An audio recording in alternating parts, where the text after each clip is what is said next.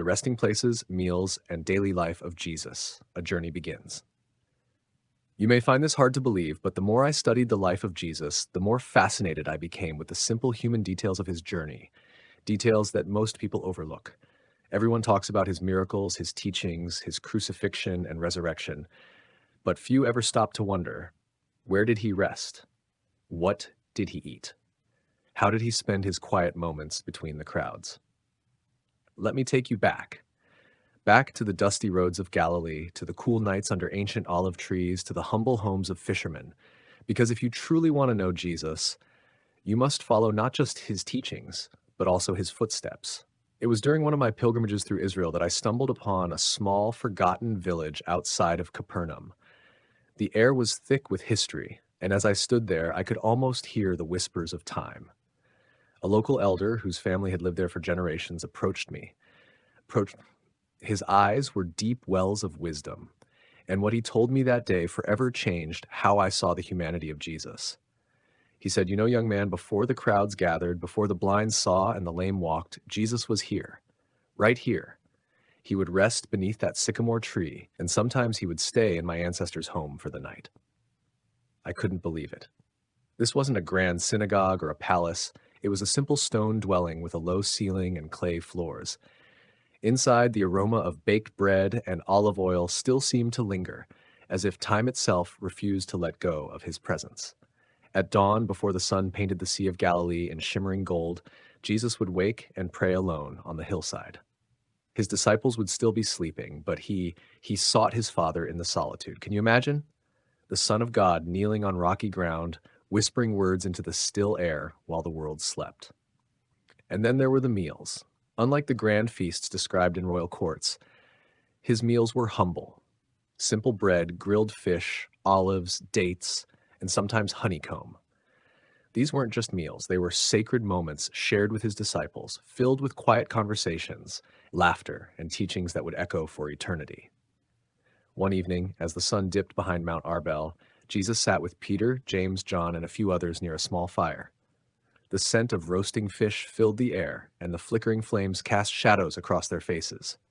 Peter, always bold, asked, "Master, why do you always rise so early? You hardly sleep." Jesus smiled gently. "The world burdens many souls, Peter, and in the silence of morning, my Father whispers his will. It is there I find my strength." His words hung in the air, powerful yet soft. The disciples didn't fully understand, but they felt the weight of his calling. Now, my dear listener, if you're captivated by these hidden moments in the life of our Lord, I invite you to subscribe to this channel. There's so much more to unveil, and I promise you, what's coming next will leave you in awe. Make sure to stay with us and follow this journey into the sacred, often untold details of Jesus' earthly walk. As I continued speaking with the old villager, his voice lowered, as if he were about to reveal something forbidden, something sacred. "You see," he whispered, "it wasn't just here. There were many places where the Lord found refuge, secret places where only a few knew. The world saw him teaching, healing, and walking among the crowds. But behind all that was a man who needed rest, who sought silence to commune with his Father. The man led me down a narrow path, hidden behind overgrown bushes. We reached a small cave etched into the rocky hillside, barely visible from the main road. The air inside was cool, heavy with the scent of damp earth. This, he said, was one of his secret shelters. When the pressure of the multitudes became overwhelming, he would come here, alone. I stood in silence, imagining the Son of God sitting in this humble cave. No throne, no luxury, just a patch of ground to sit on, perhaps a flickering oil lamp for light, and the Father's presence to comfort him. The weight of his mission pressed heavily upon him, but here in this darkness, he found strength. The villagers often saw him walking through fields of wheat, his hands lightly brushing the golden stalks as he passed. It was in these walks that he reflected on the souls he had touched. The blind man whose eyes now saw the sunrise, the leper who could embrace his children again, the woman at the well who had finally tasted living water. And yet, despite the miracles, there was always the looming shadow of opposition. The Pharisees watched him with calculating eyes, plotting his downfall.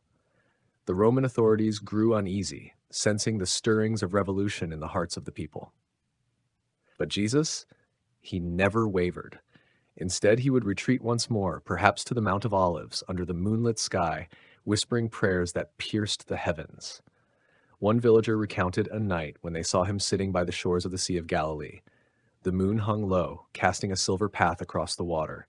His disciples had gone ahead in their boat, but Jesus stayed behind, lost in prayer. That very night, a storm had risen, fierce and violent. The waves crashed against their boat as the disciples screamed in terror. And then, out of nowhere, he appeared, walking on the very water that threatened to devour them. "Take courage, it is I, do not be afraid." The villagers said his voice was like thunder wrapped in peace, and in that moment, even the storm surrendered to his command. As the old man shared these stories, my heart raced. I realized then that these hidden moments weren't mere footnotes. They were the foundation of his strength, his resolve, his divine patience. He was not a man untouched by exhaustion, hunger, or loneliness. He was fully human, yet fully God. And my dear listener, if your heart, like mine, is burning with awe for the depth of his journey, stay with us. Subscribe to this channel because Max will take you even deeper into the sacred life of our Lord, where every step was both ordinary and utterly divine. The old man's eyes grew intense as his voice lowered once more. The wind whistled through the trees like a distant echo of the days gone by. "But there was one place, young man," he whispered, "that surpassed them all. A place where every moment led him, where every breath prepared him, Gethsemane." At the edge of Jerusalem, hidden beneath ancient olive trees that still stand today, was the garden where the weight of the world crushed him. Here, under the silent watch of the night sky, he knelt in agony. The Messiah who had healed thousands, who had spoken with power that confounded scholars, now lay face down on the cold ground, sweat dripping like blood. "Father, if it be possible, let this cup pass from me, yet not my will, but yours be done." The old man paused. I could barely breathe, imagining the intensity of that moment. The ground of Gethsemane wasn't merely dirt, it was soaked with the tears of God himself. "And you know," the old man continued, "it was not soldiers or swords that brought him to his knees. It was love. Love so deep, so consuming, that even as his closest friends slept nearby, he carried the weight of humanity's sin on his shoulders." But the journey wasn't over. He would be betrayed with a kiss from one of his own. Arrested, mocked, and beaten, he was dragged through the narrow streets of Jerusalem, climbing the path that would lead him to the ultimate place, Golgotha. The old man's voice trembled now. "The hill of the skull," he said, "the place where earth and heaven collided." Under a sky that grew unnaturally dark at midday, they nailed his hands and feet to rough wooden beams. The crowd shouted, the soldiers gambled, and even the religious leaders sneered. But through all the pain, he uttered words that shook the universe. "Father, forgive them, for they know not what they do." The earth quaked. The veil in the temple tore in two. The heavens wept. And then, after breathing his last, he whispered, "It is finished." I sat frozen, the air around me thick with reverence.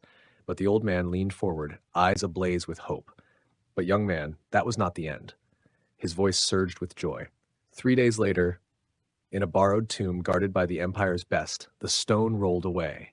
The grave could not hold him. Death could not conquer him.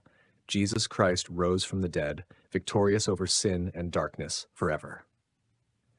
Tears welled in my eyes as the old man stood tall, his frail body filled with fiery conviction. Where did he rest? Where did he eat? Where did he walk? I'll tell you, everywhere he went became holy ground. Every meal shared became a sacred feast. Every resting place became a sanctuary, and every step he took brought him closer to the cross and ultimately to the empty tomb. He placed his hand on my shoulder, his voice now soft but firm. "And now, my son, he walks still, in your heart, in my heart, in the hearts of all who believe." As the sun dipped behind the hills of Galilee, casting golden rays across the land that once cradled the Son of God, I knew my journey was only beginning. If you feel your heart stirred by this story, subscribe to the channel. Join us in uncovering more untold mysteries, more sacred truths, and more breathtaking moments of Jesus' journey. The story is not over, it lives on in you.